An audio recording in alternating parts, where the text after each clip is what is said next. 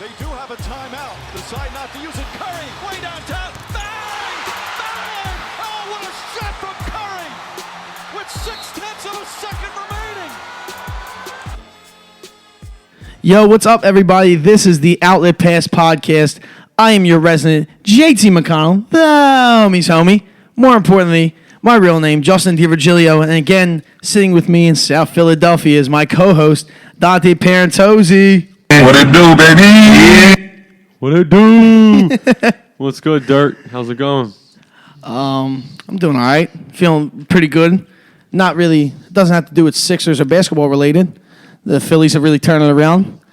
As you can see, the bamboo in front of Dante.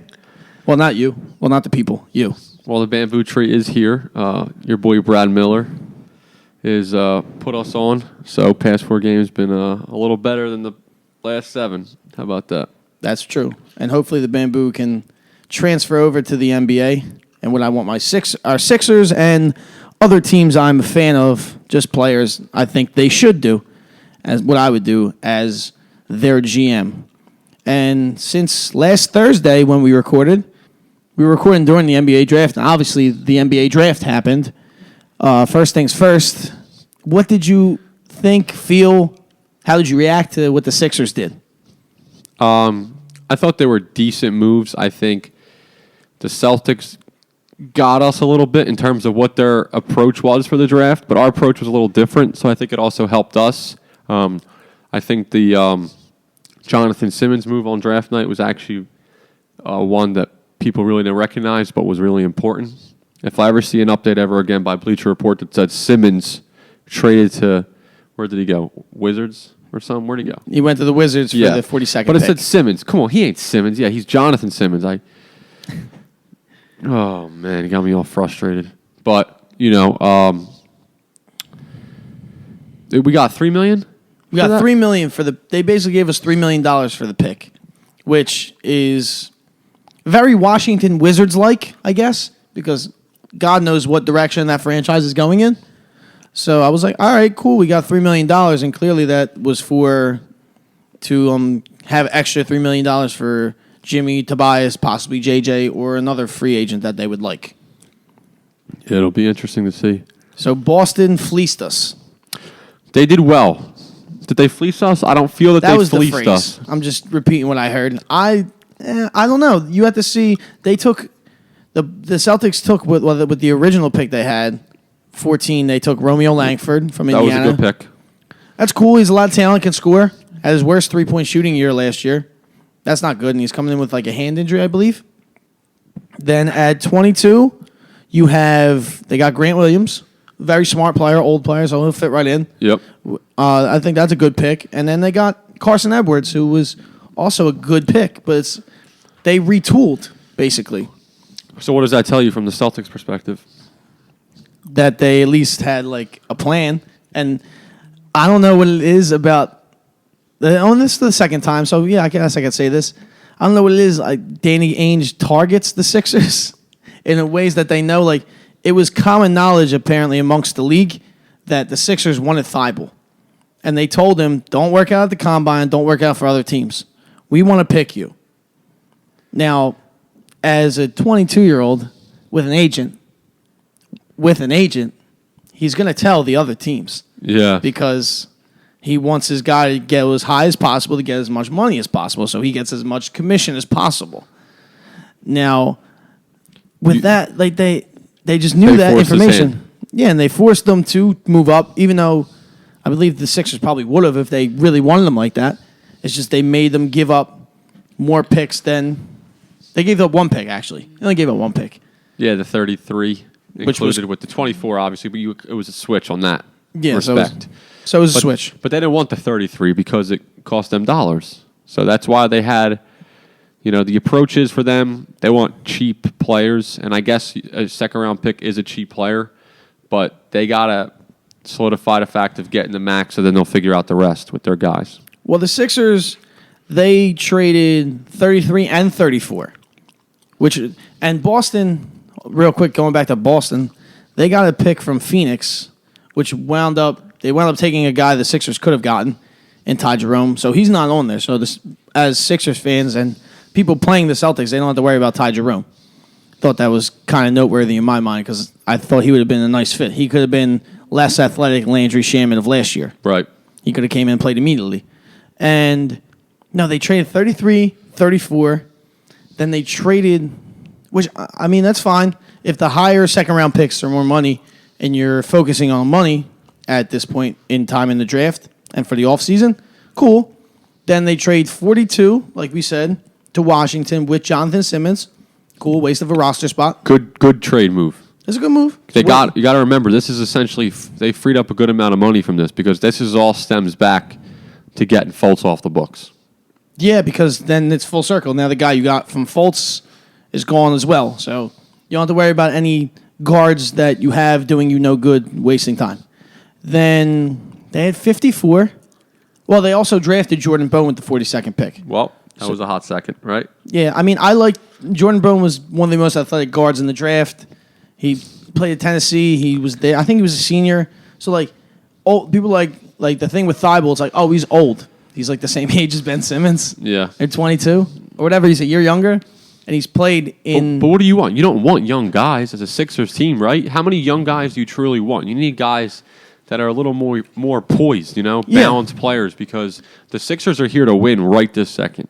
Yeah. Not next year or the year after. Well, through the draft, you can only get a guy that usually is up to 22 years old, which I'm fine. I was only cool with. Didn't want them to draft no 19-year-olds. The one 19-year-old, the 20-year-old I want on the team is the only one is Zaire. It's the only one I want on the team because I think he's going to play well this year. You do think that? Yeah, he's going to not on the stat sheet maybe as well as like what people may interpret well as, but the eye test, he's going to pass it. What if I tell you Thibault's going to be better than Zaire Smith this year? All around? Yeah, would you believe it? Without a doubt. Right? You just made that face at me like, yeah, you're right. I don't know. I kind of want to. I feel confident seeing a dude like Thibault play like 15 minutes a night, 20 minutes a night. I'm confident Zaire based off of, honestly, the article I read on NBC Sports yesterday, Sports Philly. All right, well, fill me in. It was about his road to recovery, kind of basically, just in a nutshell. And they interviewed his high school coach and how like he didn't make his varsity team freshman year, and then like his jump shot was funky then, and then the whole summer like he worked at it, and like he got better and worked at it, and he was just an athlete basically until he worked on his basketball skills, and then wasn't going to be anything. Like he was a 3-star recruit coming out of high school, then went to Texas Tech for a year, became a mid-round first round pick. Mid-first round pick. So based off that, and then kind of almost died because of his allergy with peanut butter, and then would sit in the hospital bed and watch game film, and now gaining all his weight back and getting his shot back and playing well, and just the type of confidence it sounds like he has. Like the one quote from the article from the coach was, Zaire's the type of guy you have to reel in, not amp up, which is great in a player. Because it's a lot easier to tell a player, yo, like, right now is not the time for that. But you don't want to tell a player, like, hit him, like, come on, get up. Like, we're playing. You don't want to wake him up. So, based off that, and somebody asked him if he was going to be better than Kawhi.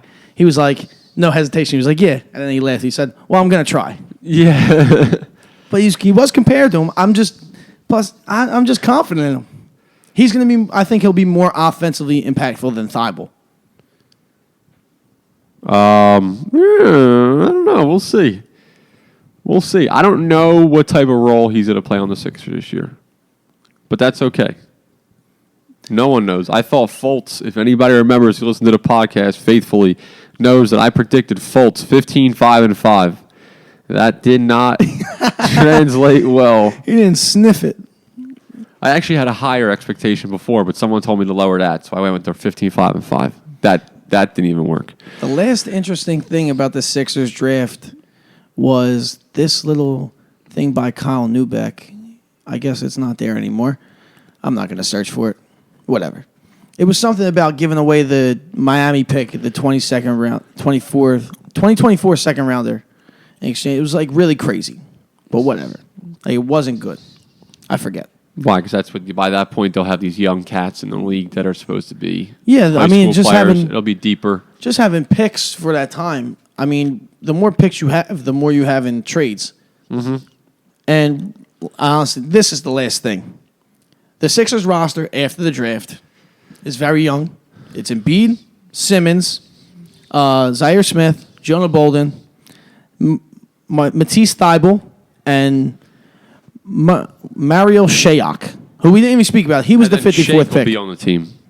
I believe so. He's going to make it, and he's going to kill it in summer league. I'm looking forward to him. Yeah, he's juiced up about it. Yeah, Alan When Brand summer said league start? The first or the second? the first through third, I think, is in Utah, and then we're in Utah and Sacramento, I think, or just Sacramento, then Sacramento or Utah, and then Vegas. We should make a goal to try to go to a summer league game in the next couple of years. Yeah, I mean, you've been to Vegas, so I'll go to Vegas. You're not a gambling man though, so you're going to steer clear of that, or you'll have to do a little bit since you're When there. in Rome, Yeah, you're right. So but I bet my buddy that Ben Simmons is going to have more threes than R.J. Barrett this year, but Ben Simmons has a times 100. So if Ben hits 2, I win it. But that's my bet, so I got to go declare that bet because there's going to be a friggin' like line somewhere. I don't know where. Maybe like some fugazi ass. you're adding to like the Ben Simmons jokes, like the slander by betting that type of bet. If he hits 2 threes, I got more confidence in him. It's 2. It's 2 more than last year, bro. Oh, that's my 2 more dog. than his I can't be doing that to him. 2 more than his life. Yeah. Oh my God. But the roster is all young guys. Everybody under 25, basically. I mean, they have to go get their veterans back. Redick's got to come back for a cheap deal. I don't know. You don't feel good about that? I don't know. Why? Because he hasn't been talked about at all about free agency No, it's just I don't know how I feel about a 35-year-old JJ Redick on my team. off the bench. Then who's your shooter in the starting role? Listen, the Like hope your is shooter. You're not going to have a shooter. You need a shooter. It's going to be really tough. You gotta. Nah, we'll talk about free agency in a little bit. What you're else? right. The Pelicans, of course. How could you forget about the New Orleans Pelicans? They did pretty damn well. David Griffin already in the running for Executive of the Year, I think. I mean, Listen, the biggest one of them all was luck. Don't get me wrong, but from the trade perspective, he did great. Getting Zion was not in his cards. oh yeah, okay. You know, But That getting was a rid lot. of AD, was, AD, he did that in the right way. yeah. They got a lot of assets out of it. Atlanta made some moves. They got some good talent. Well, yeah. Then the two teams that we're going to talk about right now, they coincide because they did deals with each other. The Hawks and the Pelicans. I think they both had good draft nights, Yeah, and Hawks really did well. they used that 4th pick, and they got rid of Solomon Hill, the Pelicans, who had a bad contract. It was only about $11 million a year, but that's bad for someone who doesn't play as much, who makes 11. Like Solomon Hill didn't play that much, or won't play that much. They got the 8th, the 17th, and the 35th, and they got Jackson Hayes, which is another young guy, Center. Texas, rim runner, shot blocker, has bounce. Like that's all I can tell you about Jackson Hayes. That's a good definition of what he is. And that's what it was said. So I don't think he's been playing basketball that much for that long, which is so. That's only common now. That they could just run it like that in such They're a short just period of athletes, time. dude. I don't know what it is. It's the food. I don't know what it is. Then they got Nikhil Alexander Walker, the Pelicans, at 17, and the last guy, number 35, Marcos Luzanda Silva. No idea who he is. Not a lot of international guys, I feel like, were drafted. Yeah, you're right. I really like what the Pelicans did. They're kind of like a fringe playoff team.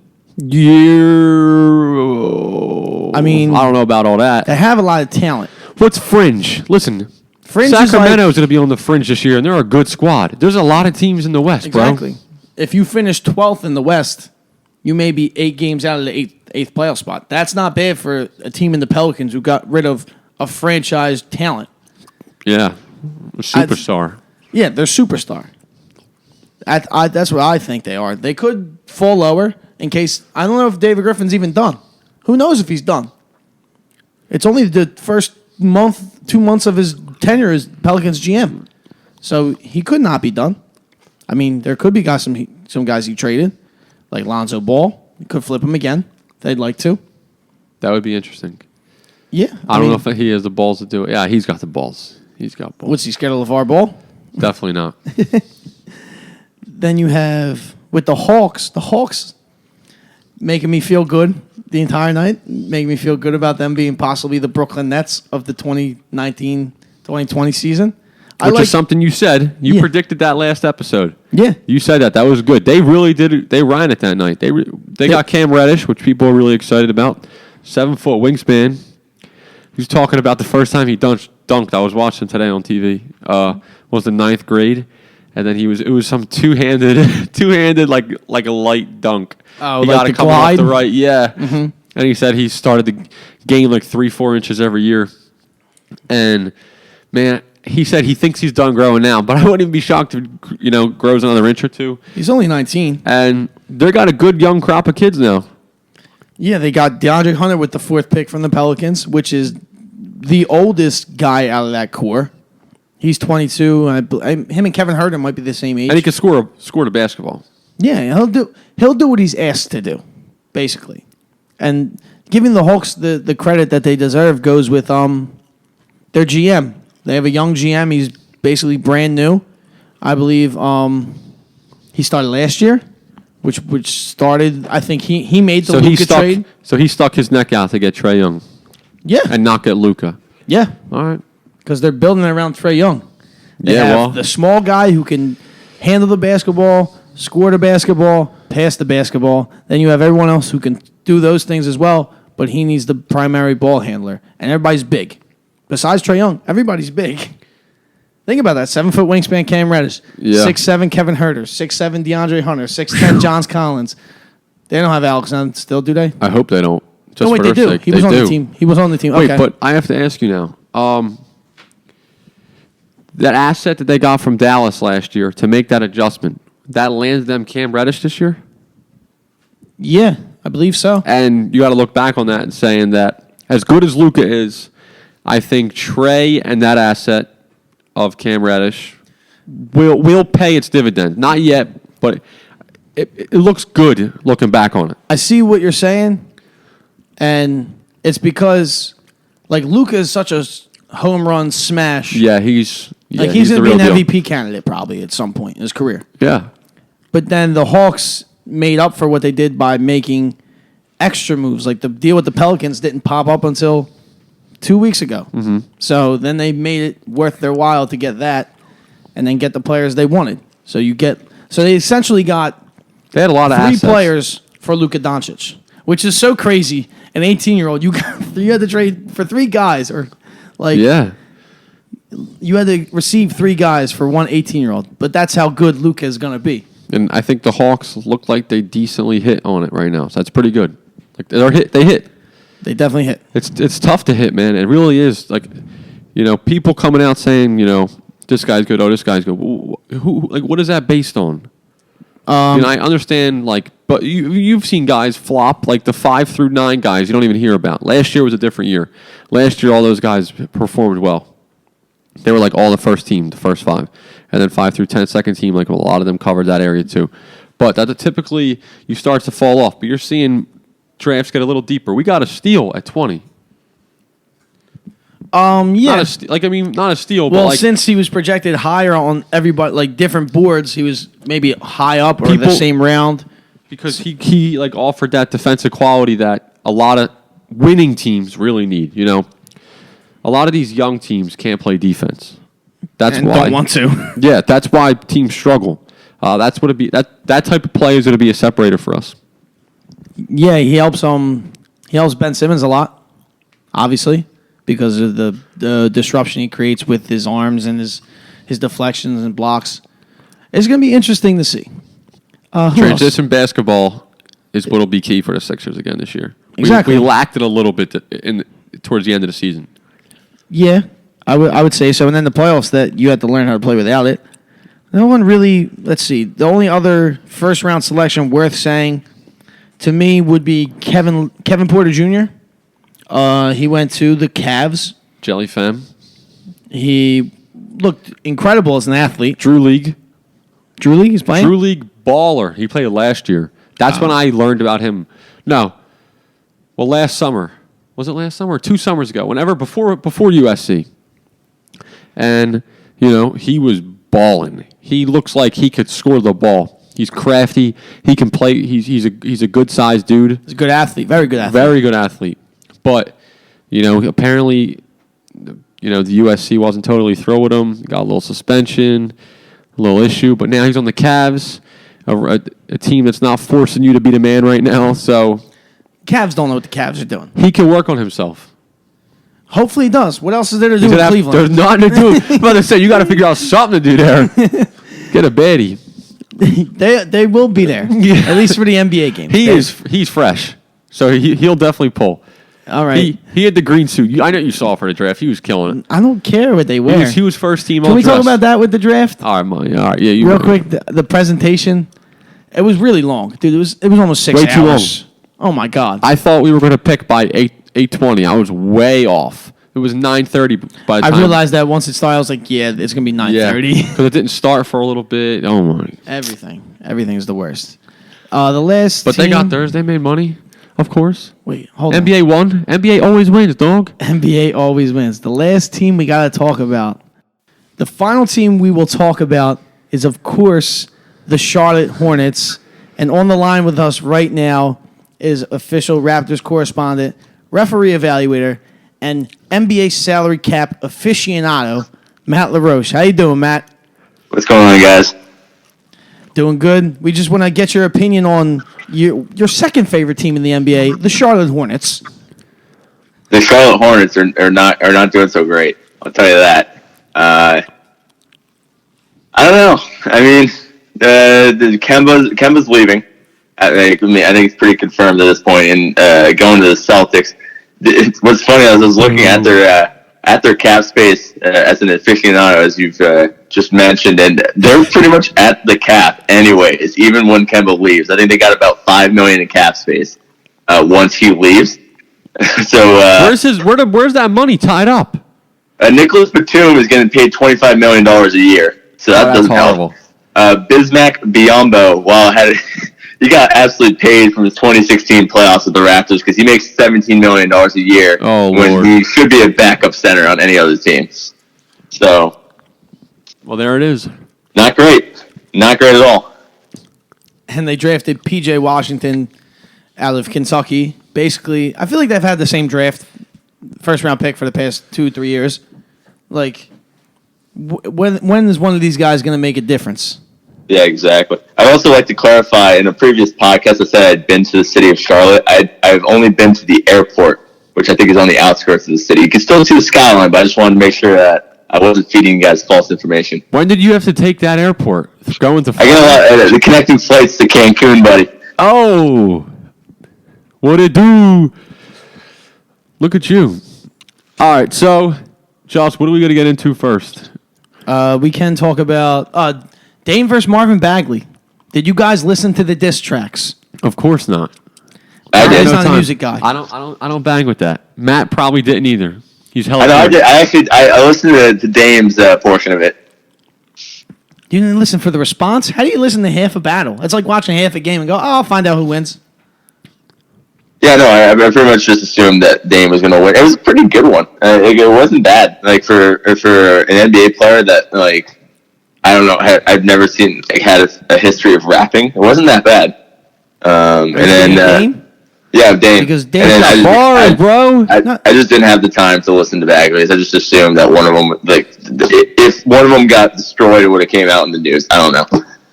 Dame actually has a history of rapping. He has 2 albums out.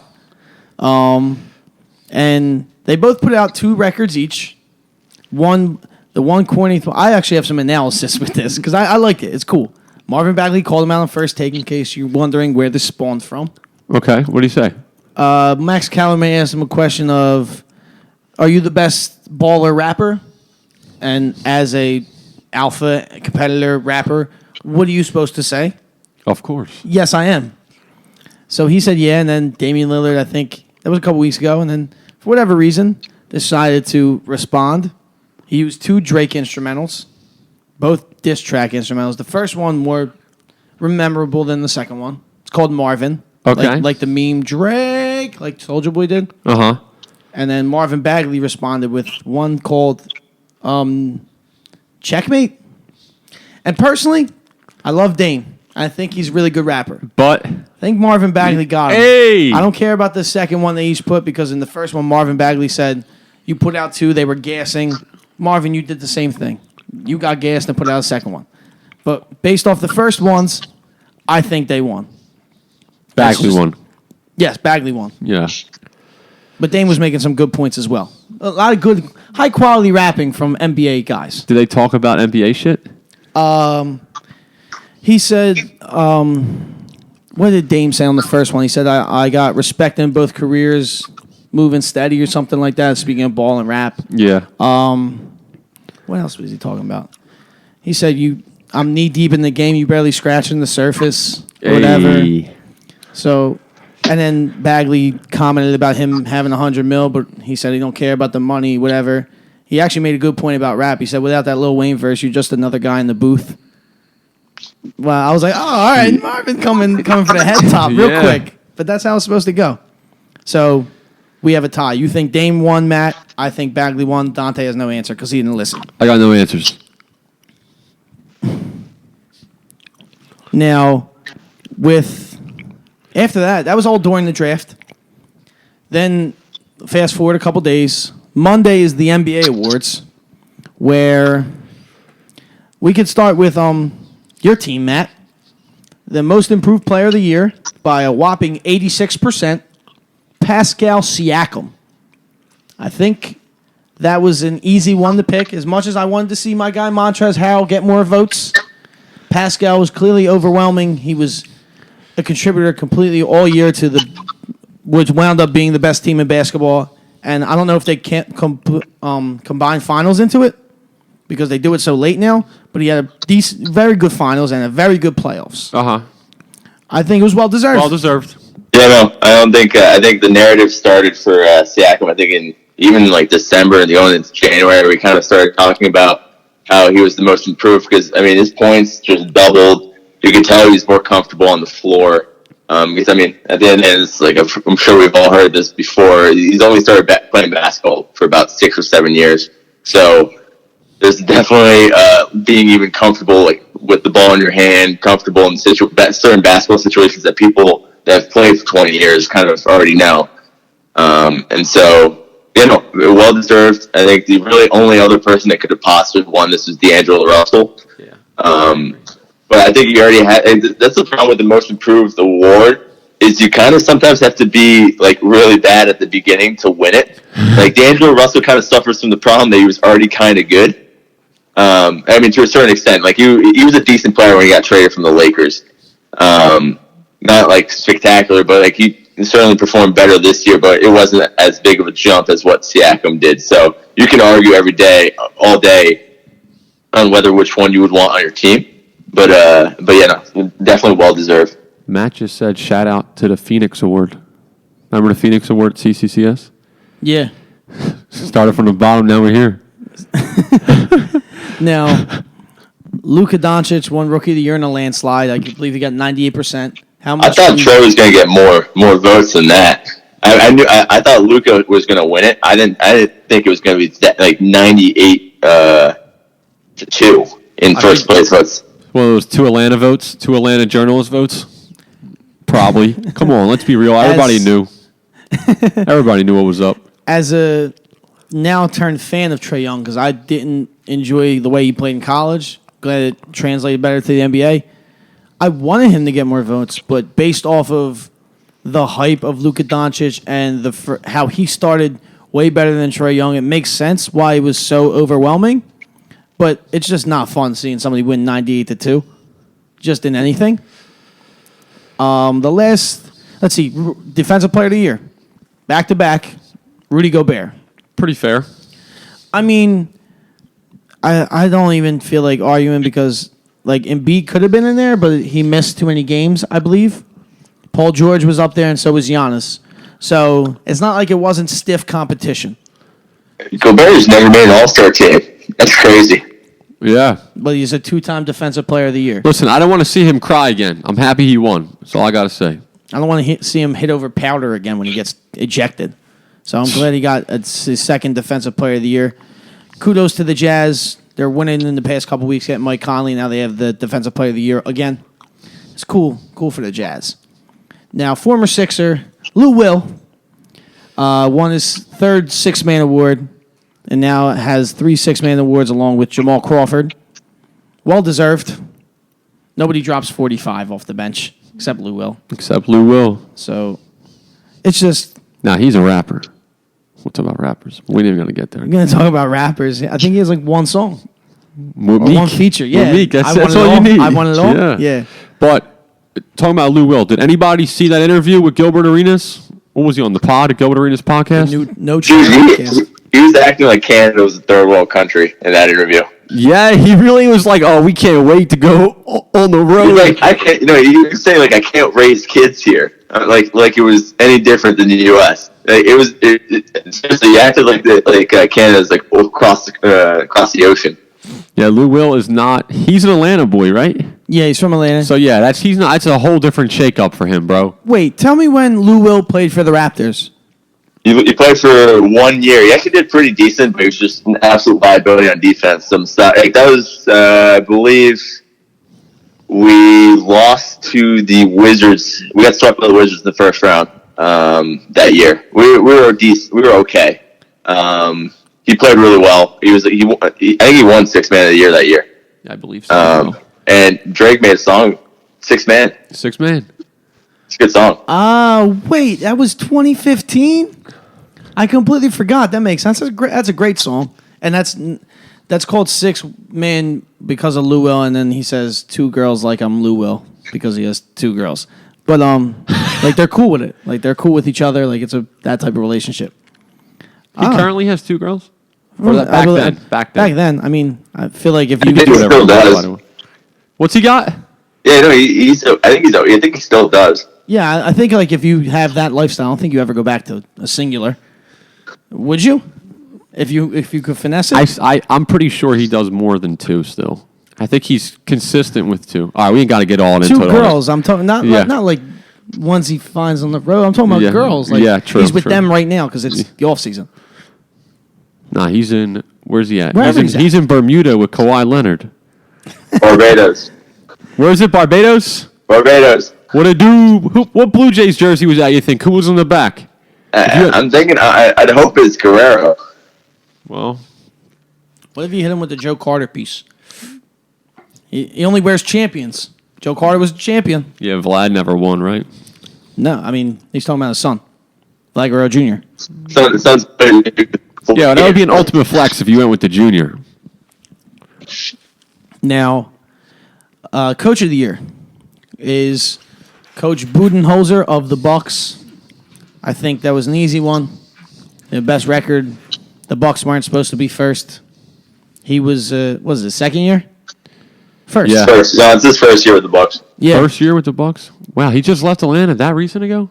Mm-hmm. Yeah. No, he didn't coach for a while. Oh, I think he took a year off in between those 2 jobs. So, well-deserved. A lot of these they got right.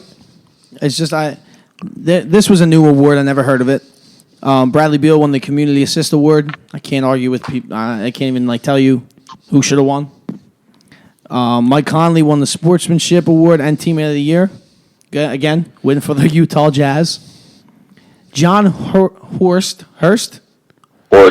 won Executive of the Year for he's the Bucks GM. And of course, what did I miss? Giannis won MVP. Ooh. So the Bucks got 3 of like the most important awards. Executive, coach, and I didn't like that. And MVP. Why? I think they could have spread the wealth because a good participation trophy for that. Yeah, it's a great participation trophy. Listen, Nick Nurse was going to have 7 panic attacks on that bench. He wasn't the coach of the year. Who would have been a coach of the year if he didn't if he didn't get it from the Bucks? Mike Malone? Listen, that Denver team fell apart. I ain't even with that. It's not I guess a the regular postseason season. award. I knew that was called. I mean, you can make an argument for Doc Rivers. No, Doc Rivers could have been up there. Yeah, he made that. I mean, Doc face. Rivers, I believe, finished second. But that Clippers team theoretically should not have even made the playoffs, yet alone take 2 from the Warriors, and I mean, a full strength Warriors in round 1. Don't let Gallinari hear you say that. So, Coach of the Year is fine. Bud can have it. Executive of the Year, I don't think it should have been the Bucks. Brooke Lopez was the friggin' steal of free agency last year. Steal. Let's see. If anybody wants to fight that, who listens to the pod, you can come talk to me. But, dude, come on. They hit on that. They hit. When you hit on something like that and it costs you nothing, sheesh. What about Masai? Oh, it's not a. Wait, it's still a regular season. We got Kawhi Leonard and Danny Green. For DeMar DeRozan. Kawhi Leonard's way better than everybody involved in that trade. DeMar. Someone else came with him. Jakob Poeltl. Yeah. Yeah, that's who went there. Because Pop likes his Euros. You know that. All right, Masai could have been up there. Yeah. That one's very debatable. Listen, they won the chip, though. That's all the wealth, brother. That's all the wealth Still store. getting Kawhi Leonard. Like, the Bucks had their star on the team already. They know who was going to be there. What do you think? I think it comes down to, is this a regular season award or because the fact of the matter is all of these awards are regular season awards. I think Horst wins the GM of the year if we're talking about moves made on the off season, but I think mid-year moves and kind of getting the team built in the middle of the year, I think it's Masai. I think Marcus Gasol trade gets kind of thrown under the carpet because of Kawhi. The Kawhi trade, because everybody sees that one first, but the Marcus Gasol trade is huge. What do you think of him opting in for 25? I mean, what are you going to do? Like, Marcus Gasol is not going to get paid that much money anywhere else, right? And then 25 is a big number. 25 is a big number, but I mean, the Raptors are trying to run it back, and even if Kawhi leaves, it's not like they're going to be able to do anything this year anyway. So might as well make your money and then try to squeeze some more money after that. But you're not going to leave $25 million out on the table, especially if you have the chance if Kawhi comes back, then the same exact team. Like, they didn't lose anybody. It's the same exact team except without Jeremy Lin. Oh man, you guys are done for then. Nah, that would be a good squad. Obviously, good for them. Now, we have so many unknowns as the Sixers now. Well, yeah, we don't have to bring it back to them right now because the last one was, I guess you can argue executive of the year because what other GMs would be up there? They made good moves. Whoever the Nuggets GM is, I forget who he is. You could put Elton Brand up there. Elton Brand had big balls, but I don't know. He got 2 third-place votes. Yeah. I mean, that's talk about a participation award. Some consolation prizes. What other GMs did well? The GM of the Clippers, of course, is it Lawrence Frank, or is it Jerry West? Is he Jerry the West actual is not GM? the GM. No. Jerry West is just an advisor. I think he's kind of like a president of basketball operations role or advisor. He's not the actual GM. Okay. Well, whoever their GM, I think it is Lawrence Frank. I'm not positive. Should know this. I believe you. Stuff. Okay. That's not. Now, last person. No, that's fine. And then the MVP. The MVP is the big one. Honestly, because although Giannis was incredible, just you haven't seen anybody put up the numbers and will a team the way James Harden did. And compared to the Bucks, that's just nobody's averaged 40 in a month. Like I posted it on the Instagram last night. It was just a bunch of these stats. It was one of those things where it's like, yeah, I definitely wanted Harden to win, but I'm not going to overly argue Giannis. I'm not hype about it. But they were the first place team in the league. He very much improved even from last year. Everything, all his numbers went up. His efficiency went up. He's a great two-way player. Two-way player means a lot. Yeah, that's true. Yeah. I think it's, don't win that aren't two-way. Go ahead, Matt. I think it's the way you look at an MVP award, because there's 2 ways to look at it, right? There's a way, it's who's the best player in the league, okay?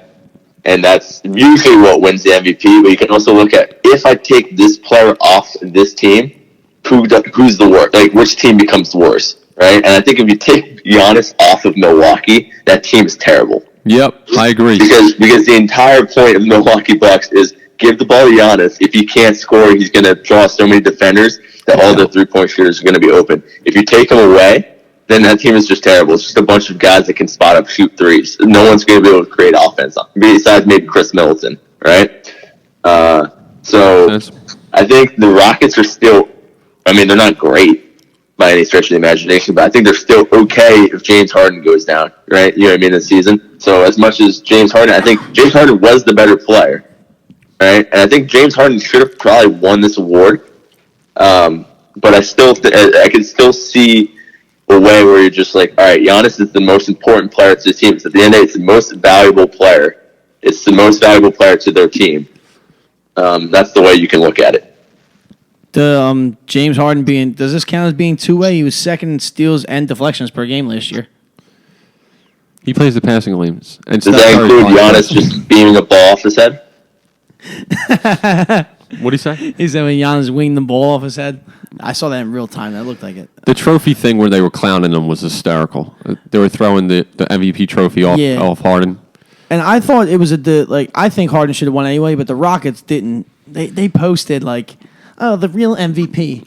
Did they really? Yeah, you didn't see that on Instagram? I didn't see that. They posted James Harden highlights. So highlights of the real MVP. Oh, they're salty. Yeah, super salty. I mean, Daryl Morey does run the franchise. I feel like he's not salty boy. One to keep his emotions in. What other awards were there? I forget. There was 2 other ones that we left out. Some new ones. The House of Highlights award went to Derrick Rose. All right, I'm done. I mean, I'm just telling you what the award. Yeah, I know, but I'm just not with that House of Highlights even getting love on that night. What is that? Shout out to Omar. Magic and Bird won the Lifetime Achievement Award. I mean, they're giving their achievement every single day. They're talking about as the greatest players of all time. They're trying to make sure Magic is seen in a good light again. Oh, all right. And make sure Larry Bird's seen in general. Yeah. How big was the nose looking? I didn't watch the awards. I don't watch awards. I was going to ask you guys. I'm not with that award shit. I watched the recap. There goes Larry Bird on the screen. We're watching the Dream Team documentary on silent right now. Matt, seeing Larry Bird walk. No, I did not. No, I'm with you. And then the last one is the Sager Strong Award, obviously, for the legendary Craig Sager. Robin Roberts won it. That's like a journalist type award. I don't know. I don't mind it. The NBA awards is cool. I mean, I think they should just give it out in May or April like they used to. No need to have it at a big fancy gala and everybody sitting there in their suits and it's all successful. Just give them the awards when they're about to play. NBA is all year round now, and that's the point of it. They want to make it so there's no... When are we not talking NBA? Last week was the draft, This week's the pod. By the time we talk next, free agency will have gone berserk. Yep. Then after that's Summer League. They don't stop. They don't stop. Yeah, they took the NFL's model. Speaking of free agency, we might as well just get into it right now as a bunch of teams are looking to do something because I read a Ringer article as it's similar to the summer of 2016 where a bunch of people spent ill-advised money just to give out money. And the same could happen to certain teams who are trying to make the jump by getting a player. Certain teams that could do that. I don't think Portland will fall victim to that again, as they did that with Evan Turner. Yeah, it was bad. I don't think the Hornets will either, since they still got theirs on the books in between. You guys allowed to swear? You guys allowed to swear on this podcast? Yeah, we swear all the fucking time. Yeah. The Hornets are fucked. Okay, the Hornets are fucked for the next 5 years. Yeah, they're in bad shape, but I hate to see that be at the benefit of the Celtics, Matt, and that's where my bad taste comes in. I'm not. It's not really a benefit. I think Michael Jordan just doesn't want to pay Kemba. This is the thing. The Hornets were fucked no matter what. All right, because paying Kemba the supermax is going to cripple their cap space anyways. All right, and they're going to be paying luxury tax until the end of time. But he deserves it. He deserves it, but at the same time, you've already seen what a Kemba team does in Charlotte, right? They are a perennial 7 to 9 seed in the East at best, right? So I think the best move for them is to let him leave, and you're still screwed, but you're not screwed for that long, okay. Right? I think in the next 2 or 3 years they can kind of clear their books and start from complete scratch, which is just going to take some time. It's another 1 or 2 seasons. If you're a Charlotte fan, you're just going to be watching this team and be like, shit, we can't do anything. So we just got to hope for high draft picks and just everybody leave. Except Malik Monk. All right. Better learn how to love Michael Kidd Gilchrist even more because he'll never leave there. Yeah. The Miami Heat could fall victim to the spending. Always have. That's true because they got one of the greatest basketball minds ever. But Pat Riley really loves drinking that juice and spending that bread. Tyler Johnson, the number one example of that, but we don't got to get into him. But they got bread, so people get excited. It's the appeal as well. Dude, if you're single in the NBA, you have money, it's Miami. Like, what do you think happens in Miami? They don't play cards. They go out. They go to the beach. They go to live. They go do drugs in the off season, probably. In between the testing times, of course. Like, that's what they probably do. They live there year round. That's one of Kyrie's things. The Heat have zero cap space, though. Really? They're over the cap already. They're not spending shit. Did Sports Track lead me wrong? They currently have $140 million in active player base salaries. Yes. Yeah, that's not good. I see it right here. They're 28th in cap. The Thunder are last. Yeah, the Thunder are going to be spending a lot of luxury money. Nerlens Noel is probably going to take off. I don't think they can afford him. Because even if they give him the non-tax or the taxpayer mid-level exception, like they're going to be paying another probably $20 million in luxury tax just to keep him on the team, even if they only pay him $5 million. Yeah, it's like a multiplier, right? Once you're over, it's like it's a multiplier. Every million you go over past the luxury line or the luxury tax line is like $4 million in luxury tax. Wow! And it exponentially goes up every time you spend like $1 million more. Wow. This is the one thing I'm not having fun with trying to make my free agency predictions is that you have to know who has the money to get who. Like you have to. I can imagine how hard it is in the NFL to know who has what money. There's only 30 teams. Well, there's 30 teams in the NBA, but there's only 15 guys, and the majority of the money goes to the best 6 players on the team. Yeah. So it's just difficult to find out who has money. That's why I'm happy Matt knows so much about this. Well, the Knicks and the Brooklyn Nets have a lot of the money. Nick exactly. is going to drive a lot a players. Knicks ain't doing shit. They might drive people away, but they got the bread. So, no. Have you guys talked about the Lakers today on the podcast? Because I know I joined in a little late. No, we have not really. Okay, the trade is gonna be hysterical because it's gonna. You guys understand the implications of like the cap, what they've been doing? Yeah, they freed up enough money, so then they have a max spot now, right? Yeah. So, did you guys understand kind of like we can go into more of how the cap works with how the difference between doing the trade on the 6th and the 30th and what the implications of each of those were. If you guys want to get into that. I believe it was explained when it happened. I don't know the exact specifics, but if they made the trade on the 30th opposed to the 6th, they would have gotten more money to spend. Correct? Yes, correct. Because the way it works is when you go over the so the cap this year is going to be $109 million. Okay, when you're over the cap, you can still make trades. You just need to match salaries. Okay. Like, so if you're over the cap, you need to make sure however much salary is outgoing, you got to bring in the same amount of salary. Mm-hmm. When you're over the cap, when you're under the cap, you can do what you want as long as you end up under the cap after the trade. So what the Lakers were going to do was wait till the 30th because the reason they would have to wait till the 30th is because if they signed the number 4 pick on the 1st, that counts as salary that they can now send out. Right, that's another $4 or $5 million that they can send out as part of their trade. Because if they just trade the rights, it's not a salary that they're trading. It's just trading the rights to the 4th pick, which is what happens if you trade them on the 6th, because you won't sign them. Problem is, in the NBA, you need to wait 30 days after signing a first-round draft pick to trade them. That makes sense? Yeah. Wait, real quick, sidebar. Then how did was it the Luka Trae Young trade worked because they traded the rights to the picks? The rights to the picks. So no salary is involved when they're trading rights to the picks. Okay. All right.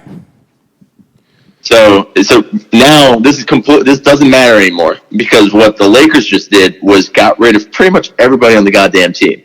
All right. So right now the only people on the books for the Lakers is LeBron, and LeBron makes $37 million. Okay. We're gonna act like Anthony Davis is already on the team. Okay. Yep. He makes $23 million. He's about to waive his $4 million. Originally, we thought he was 20. Yeah. Why so Just because he little? wasn't going to waive the $4 million trade kicker. Well, He's gonna waive that now. So now we have $23 million coming from Davis. That's a total of $60 million. Okay, Luol Deng is on their books. Remember him? Yeah, he's dead cap space. So that's $5 million. So we're up to 65. I forgot they had the wall dang. Okay, we're up to 65 mil. Okay, Kuzma's still on the team. He makes about $2 million. So now we're up to 67 mil. Okay. Now, in the CBA, if you don't have a full 12-man team, you get a cap hold penalty. Basically, the way the cap works is your cap space is determined by all the players you currently have under contract, obviously, and then all these cap holds for your incoming free agents or restricted free agents. Now you can renounce all of these cap holds and then lose all of their bird rights and all that jazz, right? But what you can't renounce, so like the Lakers are going to renounce legitimately everybody because they don't want to resign. They want to resign a Max. They want to sign Max. They don't want to resign anybody else. So they're going to renounce all of those, except that you can't renounce one thing, and it's if you don't have a full 12 players on your team, you get a penalty in terms of cap hold. That's so comical. So Matt, how are they going to get a max and then fill out a roster? So let me finish. We're at 67 million right now. Okay. All right, say less, Pop. Okay, we're at 67 mil. There's another penalty. They have 9 empty roster spots. Each cap hold is the rookie minimum in the rules of the CBA. So that's about $8 million. So that puts us now to $75 million. Okay? I got you. We're all on the same page here still? Yeah. Yeah, they barely have any money to spend. They have Okay, so 109 minus 75 is 34 mil. Which is where they sit today. And Whereas how many players they have on the roster? they keep their restricted free agents because they stay on, and they're pretty much going to just get paid minimum, and it stays up. So they're around 32 if you take away the restricted free agents. That's Caruso and some other guy that nobody cares about. He has a crazy name. It ends in a K. I know you're talking about. Yeah. So they have just under, I think, 100K of space to sign a 7 to 9 year max free agent, which is Kyrie Irving, Kawhi, Jimmy Butler. Those all fall under that max contract. So that's where they are. So you're asked now, okay, what the hell are they going to do now that they have 3 players, right? They have LeBron Davis, Kuzma, their other max player, right? That's 4 players. And possibly Caruso and the other guys. That's 6 players. And then now they're pretty much capped out, right? Yep. So in the salary cap, all these exceptions start coming in. So exceptions are you can sign. The only way you can sign players once you're over the cap is through exceptions. So there's the mid-level exception, which is split up between taxpayer and non-taxpayer. They're going to be a non-taxpayer probably, and then all vet minimums are considered exceptions. You can sign anybody to a vet minimum even if you're over the cap. Oh. So you're going to get a bunch of ring-chasing veterans. I'm talking they're not the greatest players in the world, but you're going to have probably some solid players that might just venture over to the Lakers and take the minimum to play for an opportunity for a ringside. Don't be surprised if they have some older players that you recognize but are still serviceable enough, especially when you have 3 max players on the floor every night. This team is going to be really good. So there's the argument that it's 3 players and then they're going to have jack shit.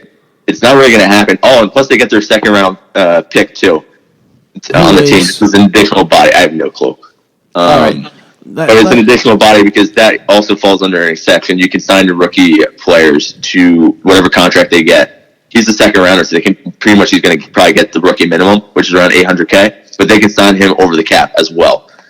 All right. So let's just get into how they're going to fill this out. Being someone who is very ignorant to everything you just said, but now when I listen back, I'm going to retain it a little bit more.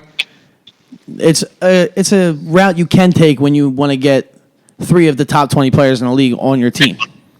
But it's very difficult and not a common one.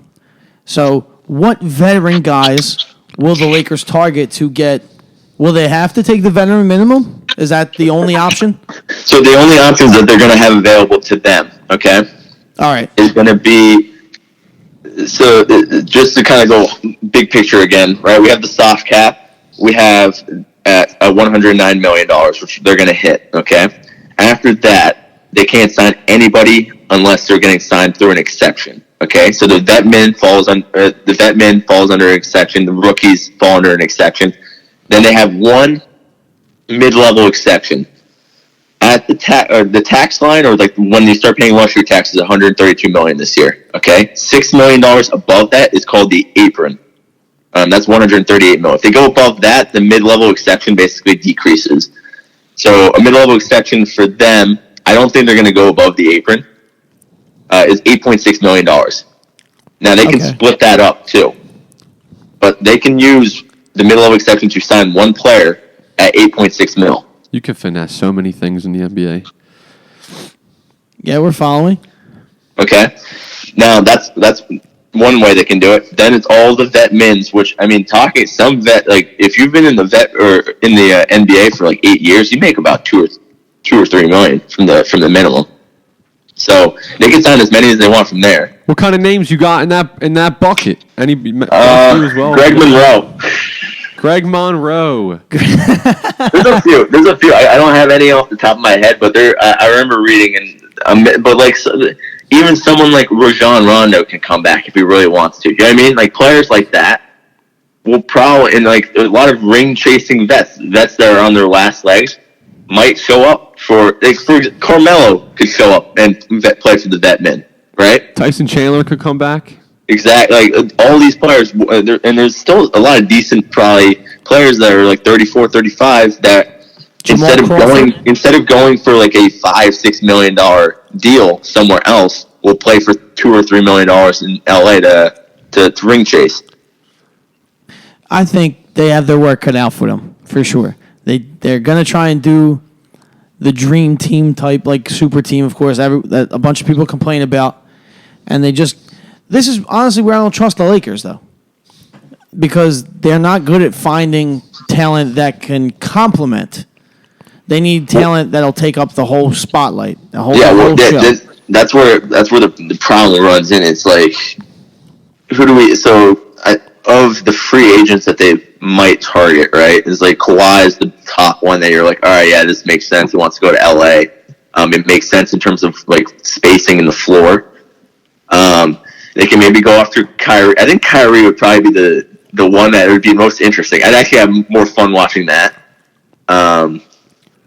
It's not because I don't want to lose Kawhi. I think I'd just have more fun watching Kyrie, LeBron, and Davis on the same floor. Right. But then after that, like, how do you find players to fit? Their bench is going to be still terrible because it's going to be vets that were like used to be good, but there's no way they're going to mesh all well together. Well, what happens if Boogie comes back?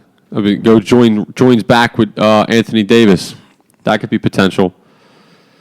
I think DeMarcus Cousins can probably get his final payday. They could afford several players. That's the other path. That still is the other path you could take. That is a path. Just in my head right now, I don't believe that the Lakers will swing and miss. I believe they make the moves that they know how to make, and they do it. They're the only people that like to overpay, basically. From my standpoint in the NBA, what's the other team? Another team that's not well run. The Knicks. They like to overpay in the past. So, again, the big point is getting the other 7 guys that are going to have to play with AD, LeBron, and potentially Jimmy Butler or Kawhi or Kyrie Irving or D'Angelo Russell. D'Angelo Russell possibly going back, maybe annoyed. Made you annoyed? And I don't know about anyone else, but just because for the pure fact... Pride? Dude, yes. The guy that's fired traded me because I put out a video of a current Laker at the times. He was cheating on his wife or whatever happened. Who's not on the team anymore. You already got rid of him, who wasn't a player anyway. I was 20 as D'Angelo Russell. And I go kill it in Brooklyn. I made the playoffs after the Nets blew up their team, but then I had to help fix it. And then you want me back to play with LeBron and Anthony Davis? Again, the circumstances sound great on the floor. Just the simple fact of being that young and getting over that. I'm close to D'Angelo Russell in age. If he thought like this could be an argument with his agent or whoever in the house. Mm-hmm. I don't know if you guys are picking up what I'm putting down. Right. That's just how I feel. Should he? Probably. When else are you going to get to play with LeBron James and Anthony Davis for 6 months of the year at least? It's just such an interesting situation. So Jeff Green's going to go hang out with LeBron again. Oh, of course. J.R. Smith is going to go hang out with LeBron again. He might not get a call. The Lakers are just a mess. They really are. And I'm so happy I'm not a Laker fan. I think that's enough on the Lakers. What other teams? The Brooklyn Nets. They got some money. They got a lot of money. Kyrie should be going there, right? That is likely to happen. As Wells would say, he's supporting the gentrification of Brooklyn. Oh my God. I don't know why he said that in terms of Kyrie, but Kyrie is going to support that other New York, and you need some context with that statement. well, I guess he's trying to build up Brooklyn a little more. Kyrie's a big name in Brooklyn. Who was the last people that tried to be a big name in Brooklyn struck out big time? D'Angelo Russell is not a big name in Brooklyn yet. You didn't even give him a chance. Kyrie is Why is Kyrie a big name? Because he's a champion. Why is he a champion? Because he's a champion. No. Don't do the little thing. You can't forget your favorite player, Yeah, Dante. exactly. Thank you, Matt. Why is he a champion? Because he was... Not because he made the shot. Because he was robbing to LeBron. Exactly. But that's okay. Everybody needs a number 2. I'm not saying it's not okay. You said he's a star, sounding to me like he made himself a star. He didn't. He didn't make himself max contract worthy. Whoa! Do you see the people that are getting max contracts? Not he entirely. is worth a max contract. He didn't do it entirely himself, for sure. LeBron helped him a lot. Sure, but he got his own for his money. LeBron helped him. Mike Conley is a max player. Yeah, You could tell me that Kyrie ain't better? he is. He is. Okay. But I'm saying LeBron also helped Kyrie be delusional and think he could be a number 1 on his own team. He can't. He's not going to be. That's not, yeah. That's Which is going to be so funny. Speaking about pride, he clearly dropped his pride if he goes. Yeah. He said a lot of stuff, to the Boston fans saying that he was committed, and I don't buy it. I don't buy that he changed that quickly. But Kyrie to the Nets with KD, I mean, he's not going to want to take off, though. Kyrie at least a year. They're going to wind up in the same spot that they were last year? What, maybe they'll jump the Celtics? And the Pacers? Celtics look like a whole different animal. They are. They definitely Al, are. I don't know what's going to happen with Al. Who are suitors for Al?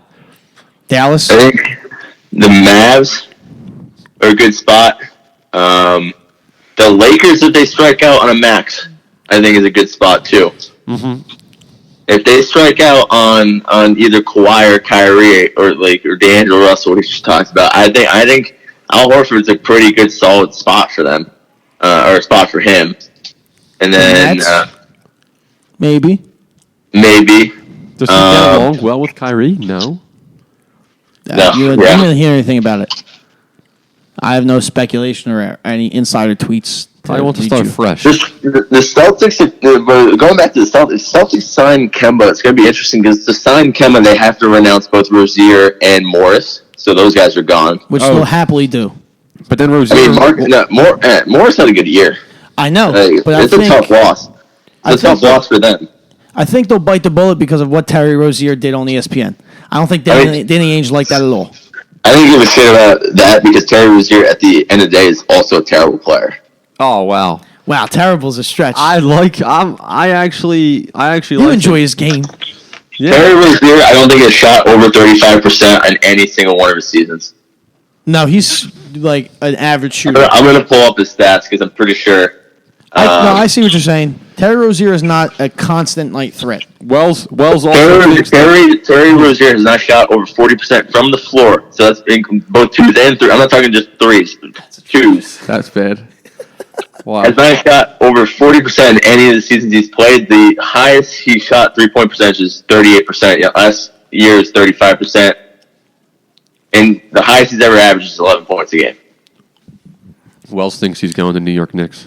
All right. They think they'll overpay. No. Because they're players. If the Knicks get Rozier, it's the most Knicks thing of all time. Yeah. Because he won't mesh whatsoever with RJ Barrett either. It'll just be Kyrie and Jason Tatum all over again. Yeah. Think about that. Just not at the same caliber, but similar players. similar positions. The Celtics have a lot of options. They can go retool, which I think they did through the draft as well. Yeah, I like their draft picks. I thought they drafted well. Trading Aaron Baines was to try and get Kemba. Ain't that funny? That you think they would have kept Kyrie if he wanted to stay anyway after the season they just had? I think he's too big of a talent to let him go if he doesn't want to leave. Okay, as a talent, yeah, he's better than Kemba, but within on a team with Brad Stevens, who is more of a system coach because he coached in college. I know he's been in the NBA for a while, but he's had his most success with younger players. So somebody like Kemba, who hasn't had any problems with... I mean, Kemba's 29. It's not, I wouldn't necessarily consider him young. No, that's not what I was saying. I was talking about, like, mentality. So he would be easier to coach, seemingly, than Kyrie Irving. I'm talking about Kemba Walker. Because you haven't heard any problems. Granted, that may be because he played in Charlotte his whole career. Not a focal point for the league. Yeah. Well, if they were good, they would have been. Anybody who's good would be. Yeah, they would have put more of a light over their head. So I just think that makes more sense. And I think it's a good rebound. Like, the Celtics rebounded well from this whole possibly wasting 2 years to try and get Anthony Davis. Yeah, they just have a massive center problem now. So it'll be interesting to see if they try to trade for Capella.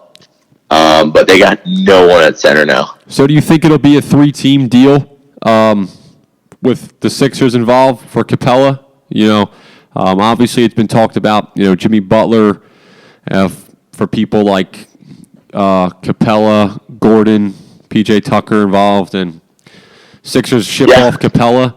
They just need to make they need to find a way to make the salaries match, and you can play around with the trade machine all day. But the trouble is gonna be the Rockets trying to match salaries for Jimmy Butler's max deal. Like, I mean, even PJ Tucker, even if you package PJ Tucker, Eric Gordon, and forget who else. Not Capella, because Capella wasn't even included. I think it still didn't even come close. So it's weird. It's going to be a weird situation. But if anything, I think it's going to be a Capella to Celtics just straight up, kind of them figuring it out.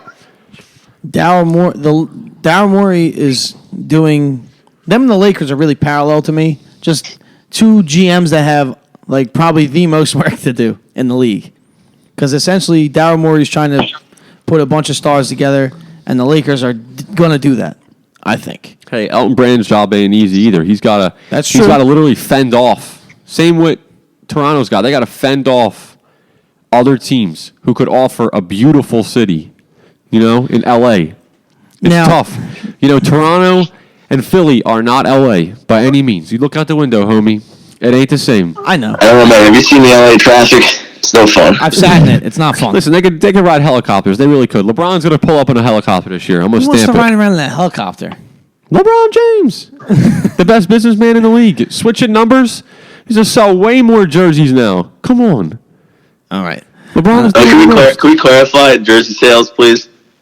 Go ahead. Okay, so I think you guys are on the right path, all right, but jersey sales do not, the way the cap is determined is based on basketball-related income, so anything that the team sells, so ticket sales, jersey sales, just anything that the owners have more than 50% stake in that generates revenue is considered basketball-related income, and about 44% of that is taken each year, and then that entire, so like they generate billions of dollars in income, right? Right. And then about 44% of that is taken and then split between 30. It's split in 30, and that's the cap for each year. So it's 109 million this year, and it's projected to be 119 or 120 next year. So it's just continuously rising because basketball is, the NBA is growing. But I think you guys are on the right path, but it's not individual teams. So it's not like the Warriors selling more jerseys gave them more cap. Right. All right. So I understand you now. So tell me if this is right. The team, like the Warriors, though, contribute probably to the highest number of sales, right? So yeah, no, like, I mean that's just got to pull their own weight, which they're not. Yeah, but at the same time, it's not. It's never like each team gets an equal right distribution. Yeah. No one team like I got you. Within the CBA, there is revenue sharing, so no one team is like doing way better than the other team. In that term, you make sense? Does that make sense? I got you. But listen, it has to mean something to be in New York. It has to be something to be in these big markets. They're, How I think are it's done jersey right. sales basketball related? They are, but they're in the revenue. They're pumping the revenue. The trademark. So The trademark of the 24% NBA. and shit like that. Okay. Yeah, there's a lot of number crunching. It's like not my strong suit. Clearly, my dad makes fun of me almost every day that I can't do math that well. So that's why we have Matt now. So jersey sales, all right, cleared up. What is Kawhi gonna do? Do we think Kawhi's the first? All the Max guys waiting for Kawhi to go somewhere? I think, yeah. Well, I mean, here's the thing about Kawhi is Kawhi's not going to make a decision the first day because we already know his plans once July 1st comes by. He's going to be he's in Barbados now, but he's going to be in LA. He's going to be in LA on July 1st. He's going to take a meeting with the Lakers, the Clippers. Somehow the Knicks apparently, I think, are flying to LA. I don't know if they even have a meeting yet. I think they're just flying and hoping that he talks to them. They're gonna wait in the office. Yeah, they might just wait in the Starbucks outside and just. Yeah, I was just gonna say with his favorite coffee. Yeah, and then he's gonna meet with the Raptors last, and so. Fair. You know what? There's all these reports. Like, at the end of the day, his camp is so tight that like everything is speculation. Like, I mean, who knows? Right? Like, there's been a lot of signs that he might be staying. He's been hanging around Toronto a lot. There's rumors that his daughter was enrolled in a school for next year here. There's rumors that he bought a place in the middle of downtown. He wore a Blue Jays jersey today. He's gone to a Blue Jays game. He went to Niagara Falls. You could also think that maybe he's just doing his final sightseeing tours before he takes off. You could also think that. He can't just be hanging out in the city he lived in for all that time. Yeah, exactly. But he did sign a sponsorship deal with the same jet company that Drake had a sponsorship deal. It's a Canadian company. Well, Aubrey's going to do his part in trying to keep Kawhi there, so we don't have to. It's not that big a deal. Yeah, exactly. So, but at the end of the day, he's going to do what he wants. So I think that's what pretty much all of the Raptors media or all the Raptors executives have said. He's like, we're in good communication with him, but at the end of the day, he does what he wants to do, and we're okay with whatever decision he makes. And I think that's the right way. Kawhi Leonard more. Yeah, it's like he's going to do what he wants to do, and he's not leaking anything, and we'll see. I mean, it is what it is. It'll be interesting when it comes out, but at this point, you really can't predict anything. I think personally, after seeing all of this and stuff like that, I'm like 50-50. I don't know. I have no clue. And the other 50. I'm even more confused than I was after the finals. All right. Now, are the Clippers that other team? The problem I have is the Clippers. So the Clippers have always been the other shooter, right? But when you think about it, where did this start? Why did the Clippers start as a shooter? Because they had cap room and they have a confident owner who bought the team for the most at the time he bought them, and they have Jerry West and Kawhi. That was the source because he didn't want to go to the Lakers. There was a lot of sources like Wojnarowski saying, "Oh, the Clippers are the other team," right? We believe Woj. Woj, but I think I'm on a little conspiracy theory that Woj is getting paid off by Steve Ballmer. Oh my God! Now hold on. There is actual, I think, proof. Not proof, but there's actual. If you connect the dots, it gets a little suspicious. All right, a little conspiracy, like the aliens built the pyramids conspiracy. Okay, wait. Now, wouldn't that legally and professionally mess up Woj's reputation? Professionally, yes. Legally, no. I mean, Woj is under no legal obligation to report over one team over another. You know what I mean? He can do what he wants. Professionally, it's not great. I mean, being paid to broadcast or report fake news. It's not fake news because most of his posts are more opinionated. As long as he doesn't say sources say, or he's just speaking. Because a lot of people just trust Woj based on his tweets, right? They'll see a tweet by him and they're like, that's going, that's happening, right? So, but there's a lot of tweets been out recently where it's just all right, he doesn't have any sources. He's basically just speculating like the rest of us. And so abuse of power. I don't like that. And ever since he moved to ESPN, he's gotten a little more Well, sellout. more Showtime now. They make you dance. They make you get He in front of the also screen. he also hates the Lakers. How do you know that? He's always never liked the Lakers because LeBron would never leak anything to him. He's more of a LeBron hater. I'm not kidding. LeBron's petty. Yeah, but LeBron's going to let his guys get it, you know? Okay. All right, so Woj, Steve Ballmer may be paying off. I mean, I wouldn't put it past them. Like, it is play money at that point. So my final prediction is Kawhi to Sacramento. You're nuts. You're nuts. What do you say? Kawhi in Sacramento. Yo, that'd be a cool team. I honestly wouldn't be mad. I think I would root for the Kings because that would be a great situation. I think they would actually become a contender like right away. I think if you add a top 5 player, you become a contender right away. No, there's certain teams. I mean, there's certain teams that we can relax. So the 76ers, have Embiid. They weren't a contender until Butler and Harris showed up. I said top 5. Embiid's not in the top 5 right now. He's close though. He's almost. Oh, we feel good about that over there by you saying that. By the way, we just looked at each other like, hey. How does this work? I'm trying to vouch for your guy being kind of close to top 5. You guys like, no, absolutely not.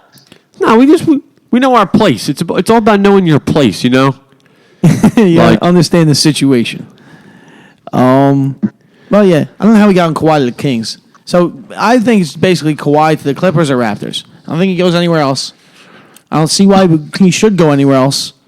Justin with the hot take. No, It's you're not right, hot. Joe. That's just what it is. That's super lukewarm. I know. Yeah, of course. I will say if he goes to the Raptors, it's going to be a 1+1 deal. I don't think he signs a full 5. I agree with that. That's I fair. think he should do that.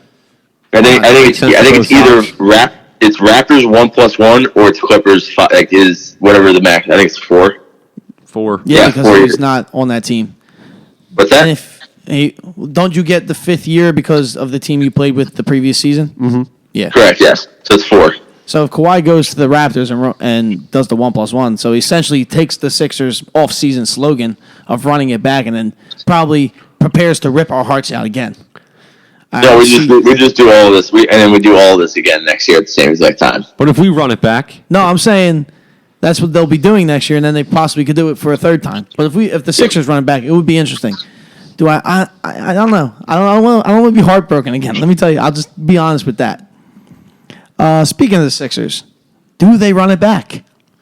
you think they bring back their 2 guys?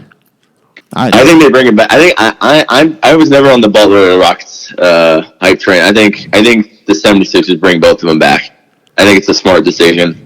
I mean, honestly, I think the team needs to do that. It just comes down to if Butler and Harris want to do that. And I think it's, that's pretty much all you can really do, too, because even if you let him go, you don't have that much cap space unless you start renouncing a bunch of other people. So I think it's the way you guys do it. You need to do it. Now, the Sixers are a top-heavy team. If they get Jimmy back and they get Tobias back, they have to decide on J.J. Redick, who would have to take a pay cut, which I would love for him to take a pay cut and come off the bench because he can't defend anybody. Nobody. He can only shoot threes, and that's because he's a great shooter, and Embiid helps him get the space. Well, I'll tell you what, and this is just me being a cap space aficionado. J.J. Redick technically does not need to take a pay cut. If both guys get the max? If both guys get the max, he has early bird rights, so he can get up to 175% of his salary, and up to I believe it's a 3-year deal or a 4-year deal. So he can still get whatever we got paid this year, because he's an early bird. So whenever you have bird or early bird rights, you can sign your players no matter what, even if it goes over the cap, to retain your players.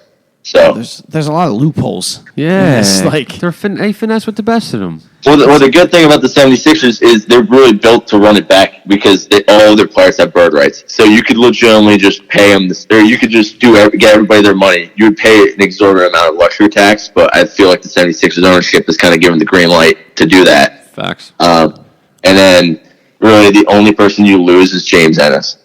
Yeah, because he'll get some money elsewhere. Well, we're okay with that. Yeah, we Well, got. James Ennis also doesn't have any bird rights, so you legitimately can't sign him. Well, yeah. Great. Unless you lose everybody. If you lose Butler and Harris, then yeah, you can sign him because you'll have cap space to do it. So who else can the Sixers get to fill out their bench? Can we get Mike Scott back? Yes, Mike Scott has non-bird, which is it sounds like it's not like it means like oh he doesn't have bird. No, it's a type of bird, right? It's non-bird. All right. What do I tell you? The Okay. NBA and it means you can sign him for a year. You can sign him for a year at the same exact salary you got him last time. So no TJ. loopholes. TJ technically has bird rights, TJ's going to the Suns, bro. but TJ's probably gonna want more money. I don't know because that's I think it's gonna come down to the Sixers just don't want to pay him. Suns or Timberwolves. That's Either where one's TJ's fine. going. I don't need him no more. Let's see who else. So the Sixers, can they get Danny Green? Because that's someone I would like. Yeah, you would have to pay him the mid-level probably. So Right. you would have to have him sneak in there for like 8.6 mil. I'm fine with that. I'd call Terrence Ross too. No. Terrence Ross gonna want more money He's than going to that. command way more money. He's going to way I too think much Danny money. Green's gonna want more money than that too. And Danny Green, but who you think is going to get? I think Terrence Ross is going to get more money than Danny Green, even though Danny Green Yeah, probably. should probably get more money just how much he would contribute to a championship team. But Terrence Ross had more of a breakout year, is kind of younger, still pretty athletic, and still do some things. You know what Danny Green is. So those two. I guys are think someone that you guys might want to target, and I'm just gonna toss this name out here, is Dwayne Dedman. Oh, we've been hearing Former that Sixer. for years. a year. I think Dwayne Dedman would trying to fit go in for your last year, mid-level. too. Would fit in a mid-level exception. I think he would take it. And that's like a center who can shoot threes, and that's your backup center problem, like solved right there. I'll take that. Who else could solve that backup center problem? And that's a struggle for us trying to figure out who that is. What about Kyle Quinn? He's not Who? terrible. How much of an upgrade is that really from what Amir Johnson was? He's younger. Yes, younger, probably stronger. Yes. That guy's built like an ox. Yeah, So he's scary. I think he's more of an improvement. But Ed Davis, maybe? I think he might get paid. He might get too much money to what the Sixers would like to give their backup center. You wouldn't hold on to Capella? You can't run that? No shooting on the floor? No, I don't want that. Okay. I just don't. There's not a lot of really centers out there. You don't need a legitimate backup center. You need somebody that can play backup five. Listen, Most of the league No, are the- small. when Joel Embiid was out, it was ridiculous, that plus minus. We know. What you guys need to do is you need to do with Joel Embiid what they did with what Toronto did with Kawhi this year, and you legitimately need to play him only 55 to 60 games. I'm with that. Because you'll get into the done all career playoffs, so right? You far. probably won't be a 1 or 2, but you'll be the same thing, 3 or 4 seed, which is good enough, right? And then you have him fresh for the playoffs. No lingering knee issues, no lingering this. Rest him on back-to-backs. Make sure he doesn't eat too much Chick-fil-A. And then have him fresh for the playoffs. Because like at the end of the day, when you have a team this good, like these first 82 games is just practice. All right. I'm happy. Embiid has been working out. I saw the one Instagram picture from last week, I believe. He was in somewhere in New York working out with a trainer, getting his diet right. He said it in the post. So Embiid's health and availability will be obviously key for the Sixers. It's hard to argue. What other names could we run through? What about Thaddeus Young reunion? Is that I possible? definitely do that. Depends how much money he's going to want. We need to know from the money man. Is that possible, Matt? I'm sorry, repeat the question one more time because Woj just said dropped a tweet saying that Kawhi wants to be a Laker, and I don't trust him whatsoever. Oh, my. I thought he hated the Lakers, bro. What is he doing? Yo, I already know the name of this episode. It's gonna be Trusting Woj? Question mark. Woj is all over the place. He was completely wrong about the Lakers possibly getting cap space, and now he's kind of just like he's just spitting out like random tweets. I don't get it. Okay. He's wild for that. So back to the subject at hand. Is You know what? Never mind. I've been duped. you got faked out by Barry McCockner, didn't you? No, I've been bamboozled. Someone just linked a tweet from last year. We're good. Move on. Oh, All right. Still, trusting Woj is still an issue. Trusting Woj is still an issue. You think Thad Young is a possibility? Let's see how much Thad Young made this year. How much did he make? I'm gonna check to see how much he made. 12 mil. He's probably going to want to get paid. All right. Then Probably it's a little bit too pricey. It's a little bit too out of your guys' range. I just realized, too, if you guys give both Harris and Butler the max, and you want to re-sign like Redick, you're going to get close to that apron, and then you're going to be forced to use the taxpayer mid-level, which goes down to about $5.5 mil. Ooh. Yeah, that's not good. Because also, too, if you use the non-taxpayer, you need to make sure that you don't go over the apron. Then becomes your hard cap. You cannot go over it whatsoever, and that mid-level exception is included in that entire calculation. So I'm just absolutely blowing your guys' minds with I'm on it. stuff. I'm on this shit. I'm listening. And so I'm trying to learn right now. You probably can only afford a mid-level. If you bring everybody back, this is if you bring everybody. If you let like JJ Redick go, then you probably are good with the non-taxpayer one. But if you start trying to keep everybody like Mike Scott and JJ Redick, then you're probably approaching the taxpayer one, and that's going to be only 5.5 mil. So you sacrifice one of those guys that you just mentioned in JJ and Mike Scott, and then you have more. But I don't think so. Is the 3 or 4 extra mil worth it by losing Mike Scott or JJ Redick? Right. That's like the trade off. I mean, this team was good enough to win the NBA Finals this year. And if they played together a little more, they would have been in the mix, like really in the mix. Nah, I think very realistically, they beat the Raptors, right? And then like it's a Bucks 76er series. Who knows what happens? Like we can predict all we want, but everybody's predicting Bucks in 5, Bucks in 6, and then Raptors won, right? And then when the Raptors went against the Warriors, the 76ers going against the Warriors, same deal. Raptors in 4 or 5. Like we don't know. Like it could have, like. It's all about getting to that point. Once you get to the Eastern Conference Finals, Western Conference Finals, it's a crapshoot. Yeah, I the only thing I know is that with the roster reconstruction, this is a big Summer Felton brand in his first full year. It's not even done yet. Mm-hmm. He's had a lot to do. And then whatever the Sixers do, it's a big year for Brett Brown. Because at some point, they're not going to blame the players that are signed to the contracts. They're going to blame the people in charge of the players. Which, again, is a scapegoat move to me, but that's how it goes. It's literally just, that is what it is. That great phrase, it is what it is. It's what it happens to be. I mean, I can't tell you anything else. It's going to be a fun soap opera. It's so much to keep up with. 3 days. 3 days until free agency. Non-free agency question. Does Ben Simmons try to fix his jump shot this summer? Go ahead, Don. Listen, he's always trying, all right? The difference between... He shoots on the way down. What? He shoots on the way down. Yo, he stepped up to the computer like he was going to... I actually stepped to you like you were right in front of my face, like I was going to get in your mitt. Don't be talking about Ben like that. My man is working. Nah, I can break down all the inefficiencies in his shot like right now if you want. I didn't ask you for it. How about that? Elbow's not tucked. I didn't ask you either. What's that? His elbow's not tucked. The ball spins the wrong way, so he never gets a good roll. He's got the chicken wing and he shoots on the way down, which is like, what are you doing? Taboo. Like, Oh, that's enough out of you. You shoot with your legs. When you shoot on the way down, it takes all the legs out of it. It's all arms. It's all arms if you shoot on the way down, which he does. Which the problem is, in his like draft showcase, like workouts, his like form's actually not that bad compared to like now. Compared to now, like you know what happened? He stopped giving a shit. I don't need another jump shot fiasco in Philly. No, the reason he doesn't want to work on it is because he probably doesn't like basketball that much. Oh my God! All right, I'm off this pod. I'm out of here, Matt. I'll talk to you later. All right. Well, Matt, you got anything to say to the people since I have Dante walking out? Boardman's going to get paid. Boardman gets paid. Well, again, thanks, Matt, for coming on. Dante, thank you for participating for 99% of this. You can follow the Outlet Pass Podcast on Twitter at @pass_podcast. On Instagram, the Outlet Pass Podcast.